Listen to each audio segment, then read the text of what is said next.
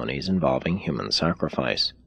The idea of offering the firstborn as a sacrifice was widespread among the ancients, especially among the Phoenicians, who were the last to give it up. It used to be said upon sacrificing, "Life for life." Now you say at death, "Dust to dust." The spectacle of Abraham constrained to sacrifice his son Isaac, while shocking to civilized susceptibilities, was not a new or strange idea to the men of those days. It was long a prevalent practice for fathers at times of great emotional stress to sacrifice their firstborn sons.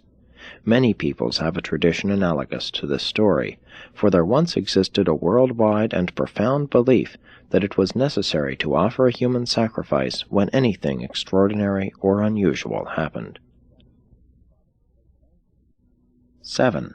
Modifications of human sacrifice. Moses attempted to end human sacrifices by inaugurating the ransom as a substitute. He established a systematic schedule which enabled his people to escape the worst results of their rash and foolish vows. Lands, properties, and children could be redeemed according to the established fees, which were payable to the priests. Those groups which ceased to sacrifice their firstborn soon possessed great advantages over less advanced neighbors who continued these atrocious acts. Many such backward tribes were not only greatly weakened by this loss of sons, but even the succession of leadership was often broken.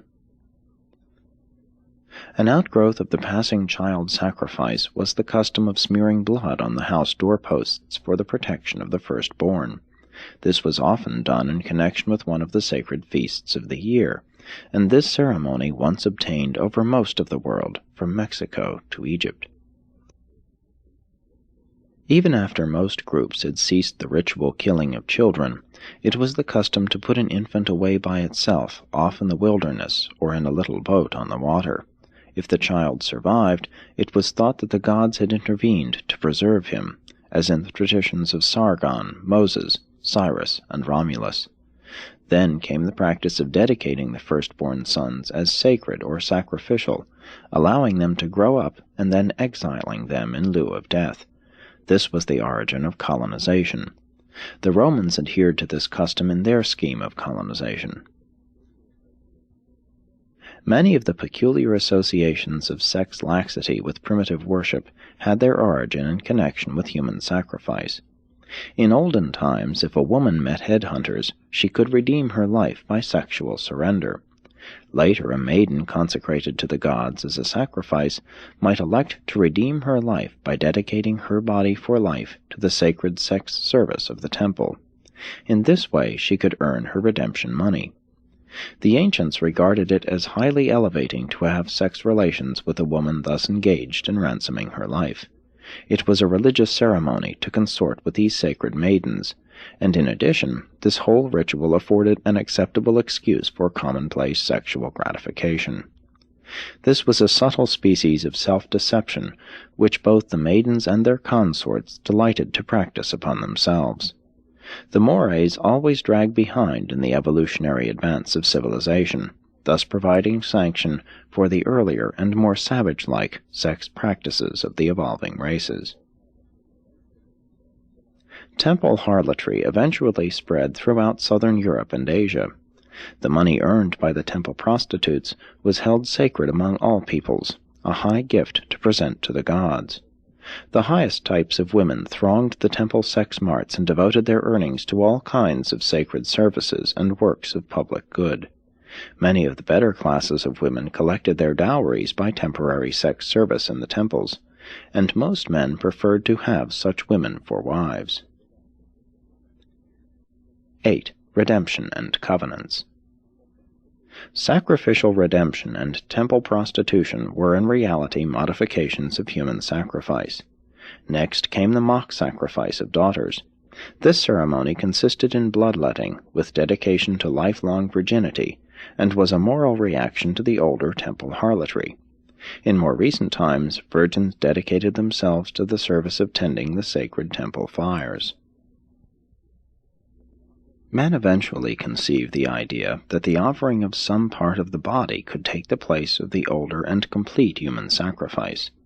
Physical mutilation was also considered to be an acceptable substitute. Hair, nails, blood, and even fingers and toes were sacrificed. The later and well-nigh universal ancient rite of circumcision was an outgrowth of the cult of partial sacrifice. It was purely sacrificial, no thought of hygiene being attached thereto. Men were circumcised, women had their ears pierced. Subsequently, it became the custom to bind fingers together instead of cutting them off. Shaving the head and cutting the hair were likewise forms of religious devotion. The making of eunuchs was at first a modification of the idea of human sacrifice. Nose and lip piercing is still practiced in Africa, and tattooing is an artistic evolution of the earlier crude scarring of the body. The custom of sacrifice eventually became associated, as a result of advancing teachings, with the idea of the covenant. At last the gods were conceived of as entering into real agreements with man, and this was a major step in the stabilization of religion. Law, a covenant, takes the place of luck, fear, and superstition. Man could never even dream of entering into a contract with deity until his concept of God had advanced to the level whereon the universe controllers were envisioned as dependable. And man's early idea of God was so anthropomorphic that he was unable to conceive of a dependable deity until he himself became relatively dependable, moral, and ethical.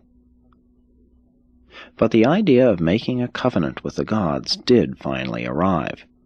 Evolutionary man eventually acquired such moral dignity that he dared to bargain with his gods. And so the business of offering sacrifices gradually developed into the game of man's philosophic bargaining with God. And all this represented a new device for ensuring against bad luck, or rather, an enhanced technique for the more definite purchase of prosperity. Do not entertain the mistaken idea that these early sacrifices were a free gift to the gods, a spontaneous offering of gratitude or thanksgiving. They were not expressions of true worship.